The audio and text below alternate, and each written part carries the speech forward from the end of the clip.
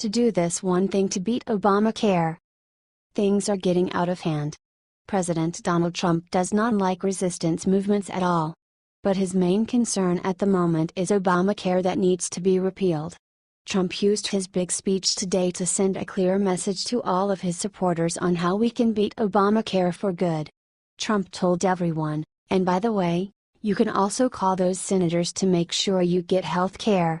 So simple and yet so powerful. Just think about it for a second. What if we, the Trump train, use the liberal tactic to harass our OWN senators who are blocking the repeal and replace? Heck, we could probably get this fixed tomorrow even without McCain. So what do you think, folks? Do you think it's time to get the old band back together and get this Congress moving? Or are the Dems right when they say SHT like Trump supporters need Obamacare? What do you think of this? Share your opinion.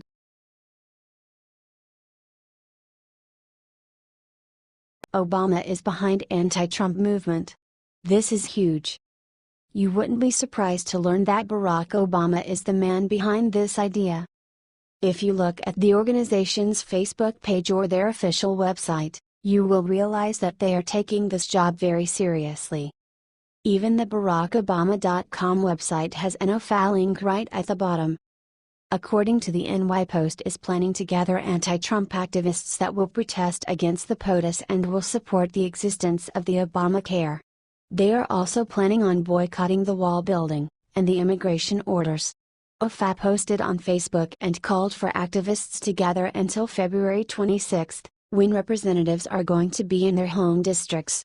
Town halls were already penetrated in Utah, and Jason Chaffetz was confronted by hundreds of raging demonstrators, claiming to be his constituents. OFA works under a manual that directs them on how to protest more successfully and advises them to grab seats at the front of the room but do not all sit together. They were also asked to sit in pairs to take more area in a room. This will help reinforce the impression of broad consensus. It also urges them to ask hostile questions, while keeping a firm hold on the mic, and loudly boo the GOP politician if he isn't giving you real answers. Express your concern. To the event's hosts, they are giving a platform to pro-Trump authoritarianism, racism, and corruption, it says. Even the safest, Republican, will be deeply alarmed by signs of organized opposition, the document states, because these actions create the impression that they're not connected to their district and not listening to their constituents. Unfavorable exchanges caught on video can be devastating for Republican lawmakers, it says, when shared through social media and picked up by local and national media. MSNBC, CNN and the media received networks footage of their quarrel with Chaffetz. Protesters were also advised to go after Trump-friendly lawmakers' Hill offices and call them in anger to provoke a reaction. They are also told to ask for the resignation of White House advisor Steve Bannon. Here is how a complaint would look. I'm honestly scared that a known racist and anti-Semite will be working just feet from the Oval Office. It is everyone's business if a man who promoted white supremacy is serving as an advisor to the president. There is no clear evidence of this. This is just another of Obama's efforts to bring Trump down, since the former POTUS stated that he isn't planning on withdrawing from politics. What do you think about this? Share this on Facebook and Twitter along with your comments.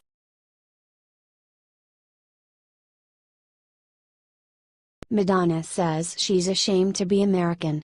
But her next message is even worse.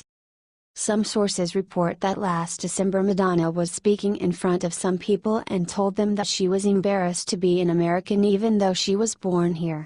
If it wasn't for America and the chances it provides people, Madonna wouldn't be the star she is today. Additionally, Madonna has something to say about Americans. Her most recent hostile tirade included a statement by her saying America is a place that is known for simple, stupid idiots, who will think anything anybody lets them know. Particularly if it's Trump-related, or originating from Trump himself. She even despises the President of America for no apparent reason. When asked about further remarks, she declined to expound further. What do you think of this? Share your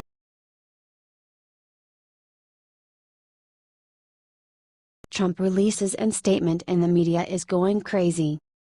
Unfortunately, the Democrats succeeded at sabotaging President Donald Trump's repeal of ObamaCare. Trump instantly sent a sharp message that touched the whole country.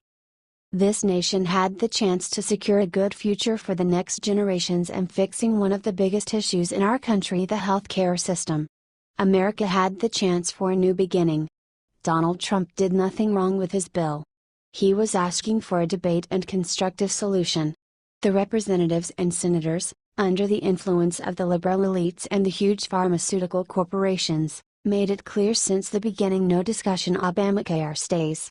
And now, this is what President Trump says. Why? Because nobody cares about we, the people. With this new bill, the giant corporations would have lost billions of dollars. What do you think about this, dear readers?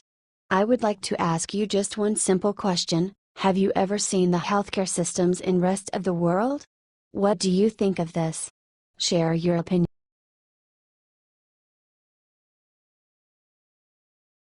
Sean Hannity just got terrible news. Let's show some support. On Friday, CNN reported that Fox News anchor Sean Hannity will not be bestowed the William F. Buckley Award for Media Excellence by Media Research Center in September. It was announced earlier this month that Hannity will receive the prestigious award given to distinguished conservative media personalities, according to The Blaze. As one of Trump's biggest supporters in the media, Sean Hannity has been under fire for fervently defending the president on the social media, but Media Research Center eventually decided to take back its decision and took down Hannity's name from their website as the recipient of this award. Buckley's only child, best-selling author Christopher Buckley, was extremely concerned with the decision, and according to the report, he expressed great dismay that the award bearing his father's name would go to controversial radio and television host Hannity. The late conservative advocate William F. Buckley, who died in 2008, founded the National Review magazine in 1955, now considered an intellectual cornerstone of the conservative movement, said MRC's web page. It's my understanding there was a scheduling conflict, said MRC spokesperson Ryan Moy for CNN. Fox News allegedly used the same excuse, saying that Sean could not attend the annual gala and receive the award. Hannity addressed the report on Twitter, insisting it was fake news. The Fox News host defended himself on Twitter, claiming he willfully denied the award because he couldn't attend. Hey, fake news Jake, I was offered an award, I was unable to attend, and I respectfully turned it down, said Hannity early on Friday, following up with attacks on the National Review and Christopher Buckley, who Sean said was no William F. Buckley.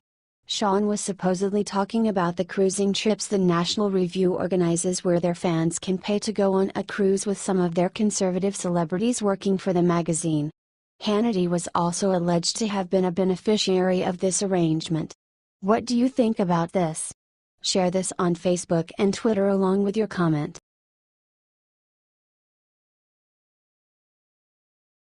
You'll cheer when you see WHO was just arrested for obstructing Trump.